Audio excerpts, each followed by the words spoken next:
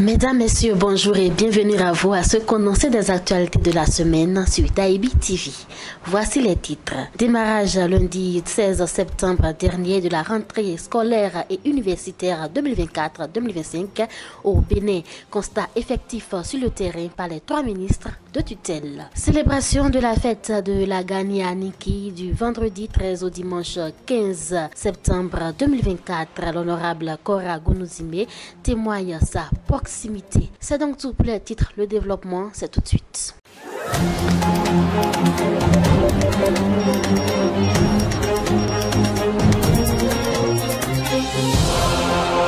De nouveau, bonjour. La rentrée scolaire et universitaire au titre de l'année 2024-2025 a effectivement démarré le lundi 16 septembre dernier.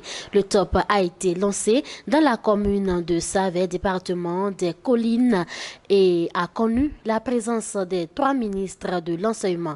Plus de précisions dans ce reportage. Le démarrage des activités académiques au titre de l'année scolaire et universitaire 2024-2025 est une réalité depuis ce lundi. Écoliers, élèves et étudiants reçoivent déjà les cours de la maternelle à l'université, passant par le primaire et le secondaire. Le constat a été fait sur le terrain par les 3 ministres en charge de l'éducation au Bénin, à savoir le ministre des enseignements maternels et primaires, Saliman Karimou, le ministre des enseignements secondaires techniques et de la formation professionnelle, Yves Kouaro Chabi, et le ministre en charge de l'enseignement supérieur, Éléonore Yaïla Dekan. La délégation ministérielle a officiellement donné le top à l'école primaire publique de Gobé, quartier dans la commune de Savè, département des Collines. Constat de l'effectivité de la rentrée scolaire par la présence des écoliers déjà à la cérémonie des couleurs, conseil et orientation de la délégation gouvernementale, réalité du fonctionnement de la cantine scolaire. Vous avez constaté que les enfants sont tous en classe, bien concentrés avec des professeurs. Ça veut dire que le démarrage est effectif. Nous venons d'une EPP où nous avons lancé officiellement l'année scolaire, et là-bas également vous avez constaté que tout est en ordre. Juste demander aux enseignants de maintenir le cap. Nous avons constaté que nous sommes tous en classe, ça c'est une bonne chose. Il faudrait qu'ils maintiennent le cap. Pour nos apprenants, nous leur avons déjà prodigué des conseils de réussite qui commencent déjà par la ponctualité en classe, l'assiduité, le sérieux, le travail, etc. Ces conseils, nous les prodiguons à tous les apprenants, donc de nos écoles primaires, des collèges, des lycées et également des universités. À l'endroit des parents d'élèves, nous leur disons que l'année scolaire c'est l'affaire de tout le monde. Nous ne commençons pas les parents que nous sommes. Leur devoir, il faudrait qu'ils puissent les remplir. Suivre les enfants et ne pas les abandonner.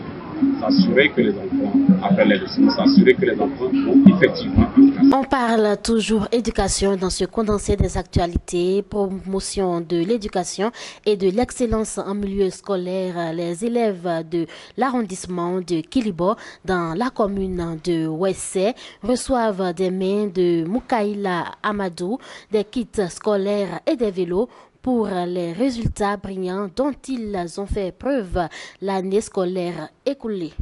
Qu'ils vous souviennent qu'à l'occasion du 2e congrès consultatif des jeunes de l'arrondissement de Kilibo le 19 août 2023, j'ai eu l'honneur de parler de la mise en place d'une fondation dont les principales missions seront entre autres la promotion de l'éducation, la promotion de la jeunesse et de l'excellence. Eh bien, cette fondation est désormais opérationnelle. Cette fondation a vu le jour. Et c'est une fondation nationale qui réunit tous les cadres, tous les jeunes du Bénin, aussi bien de l'intérieur qu'à l'étranger. La mission de cette fondation, soutenir le développement communautaire depuis la base pour promouvoir la jeunesse. C'est une initiative qui vise a appuyé les efforts du gouvernement. Ce journal se poursuit. La communauté Batombo Ebo du Nord Bénin était en fait le week-end dernier. Ceci à l'occasion de l'Agani, leur fête identitaire. Au terme de cette festivité, l'honorable Kora Gunuzime témoigne sa gratitude au chef de l'État, le président Patrice Talon. Vraiment, je suis très content de venir à la Gani de cette année. On souhaite que la Gani de l'année prochaine soit plus encore vivante, c'est-à-dire que on souhaite que les gens viennent encore plus nombreux que pour cette année. Je suis vraiment content parce que le nouveau palais, c'est pour nous. C'est pour nous. Le président Talon a conçu ça, ce n'est pas pour lui, c'est pour la population de Niki, des environs. Bariba et Bo, tous ceux qui sont au nord ici, c'est pour eux. Donc, moi, je le félicite beaucoup. Je le remercie beaucoup parce que quand il dit qu'il va faire, effectivement, il fait. Il faut voir, en prenant la route de Kalale-Niki, ce n'est pas aujourd'hui qu'on a demandé ça. Ça fait longtemps. Mais quand il est arrivé, il dit, Zimé, je vais faire ça. Je vais faire ça. On croyait que c'était faux aussi. Aujourd'hui, c'est fait, non? Même s'ils ne sont pas faits d'abord, au moins tous les matériaux sont déjà là-bas, en train d'être préparés pour démarrer les travaux. Si celui qui ne connaît pas, il n'a qu'à aller à Oli là-bas, c'est là leur base. C'est déjà prêt.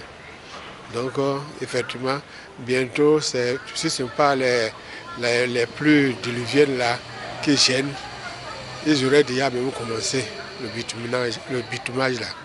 Donc on le remercie beaucoup de tout ce qu'il fait au nord aussi. On le remercie beaucoup. Ainsi s'achève le condensé des actualités de la semaine sur Daibi TV. Merci de nous avoir suivis. N'oubliez surtout pas de vous abonner, de liker et de partager. Bonne suite à vous.